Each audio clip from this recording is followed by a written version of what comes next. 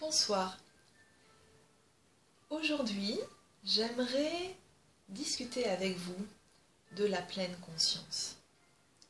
La pleine conscience, c'est le rapport que nous avons entre la conscience de nous-mêmes, de ce qui se passe à l'intérieur, et l'attention, la vigilance que nous pouvons porter à notre environnement et à tout ce qui nous entoure.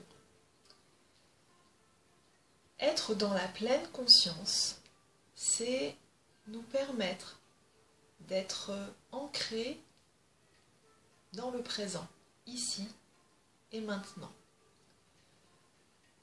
Être ancré ici et maintenant, c'est faire un barrage immédiat à toutes les peurs et bien souvent à toutes les énergies et toutes les émotions négatives. Souvent, on nous explique que la pleine conscience, ça se travaille par la méditation. Ce qui est vrai, la méditation est une voie pour accéder à la pleine conscience. Mais ce n'est pas la seule, ou en tout cas, la méditation assise, lorsqu'on se met sur un zafu ou un coussin de méditation, et qu'on respire, qu'on ferme les yeux et qu'on cherche à faire le vide absolu en soi, ce n'est en tout cas pas le seul moyen de méditer pour revenir à l'instant présent. En tout cas, ce n'est pas le moyen le plus facile quand on débute. Le premier exercice que j'enseigne pour la pleine conscience, c'est un exercice qui est très simple et qui est joyeux. C'est la dégustation de la vie. Nous ne mangeons pas uniquement pour fournir du carburant d'énergie à notre corps. Bien souvent, emmenés dans le flux très rapide de l'existence, nous mangeons sans y penser.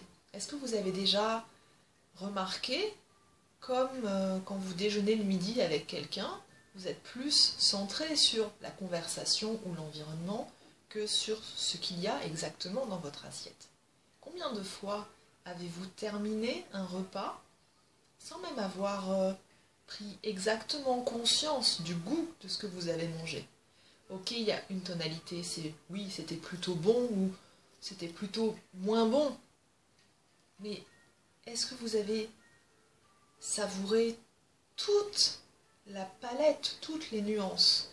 Non. En réalité, vous n'avez pas été dans l'instant présent. Vous avez été projeté dans un autre espace-temps qui est un espace-temps qui n'est pas dans votre corps et dans votre vérité, dans votre présent, et c'est une source de stress complémentaire.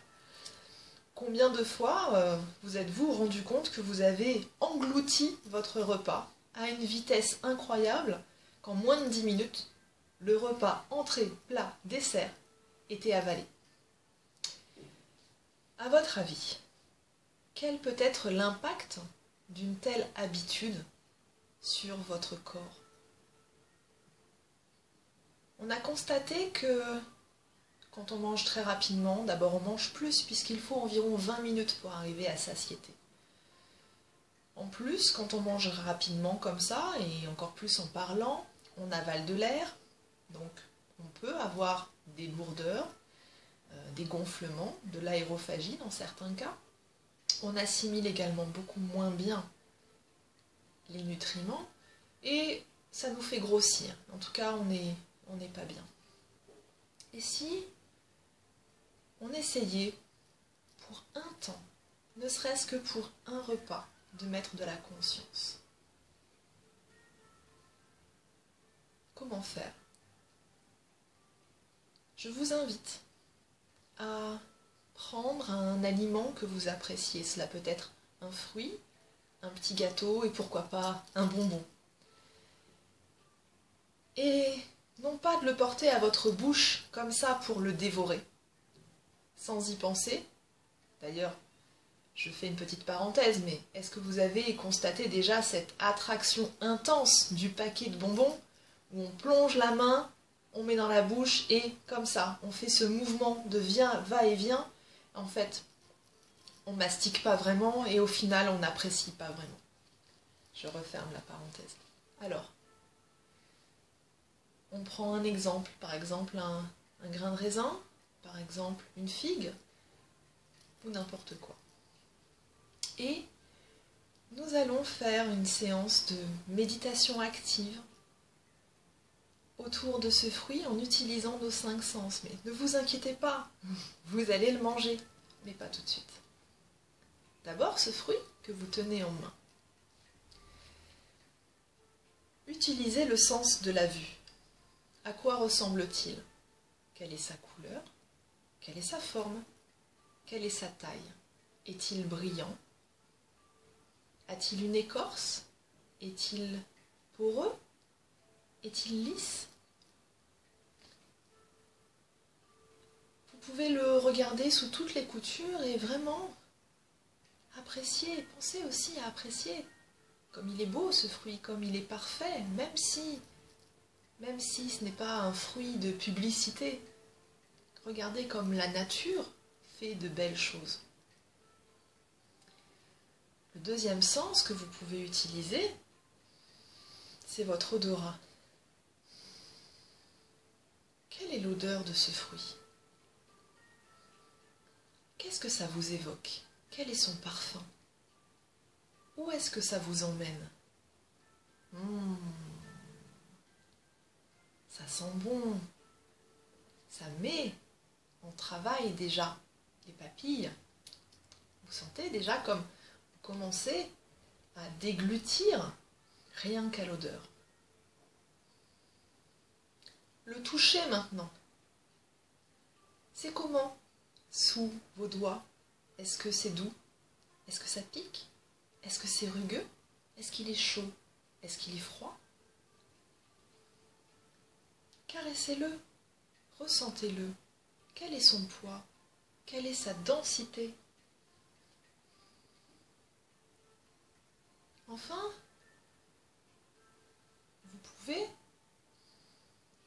essayer de l'écouter ça peut être un petit fruit qui se froisse, qu'on fait rouler sous les doigts. Ça peut être un fruit un peu liquide avec un noyau. Quel est son bruit? Et le bruit va vous accompagner tout au long. Maintenant que vous avez bien observé, touché, senti, un peu écouté, eh bien commencez votre dégustation. Peut-être d'abord en l'épluchant.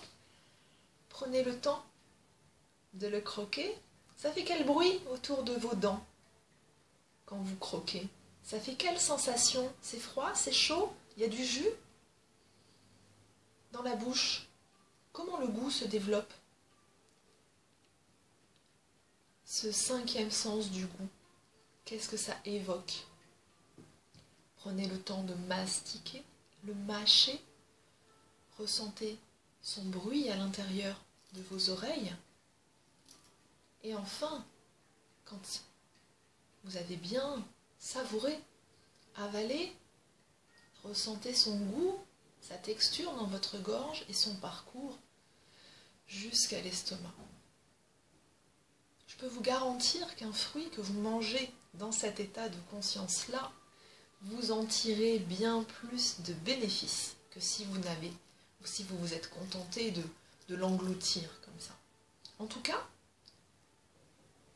ce moment que vous avez passé en tête-à-tête avec votre fruit, et je vous rassure, vous n'avez pas besoin de vous isoler et de vous cacher. Ça peut être fait à la cantine, très simplement, juste autorisez-vous. Donnez-vous la permission de prendre le temps de manger. Peu importe ce que les collègues font, peut-être qu'ils mangent plus vite, et quand bien même vous vous retrouveriez tout seul à table parce que tout le monde est parti, c'est votre temps, à vous. Et c'est important. Et en tout cas, ce temps-là que vous avez consacré à déguster ce fruit en pleine conscience, eh bien, ça s'apparente à de la méditation. Vous avez été ancré complètement là, ici, maintenant. Cette pleine conscience-là, elle est disponible pour tous, à chaque instant, dans chaque geste du quotidien. Quand vous faites votre vaisselle, concentrez-vous sur l'eau qui coule, sur cet instant-là. L'eau qui coule, sa température, son débit, la sensation sur vos mains, son action sur la vaisselle, également sa couleur. L'eau, c'est vrai que c'est translucide, mais il y a quand même de la matière dedans et surtout du vide entre les gouttes.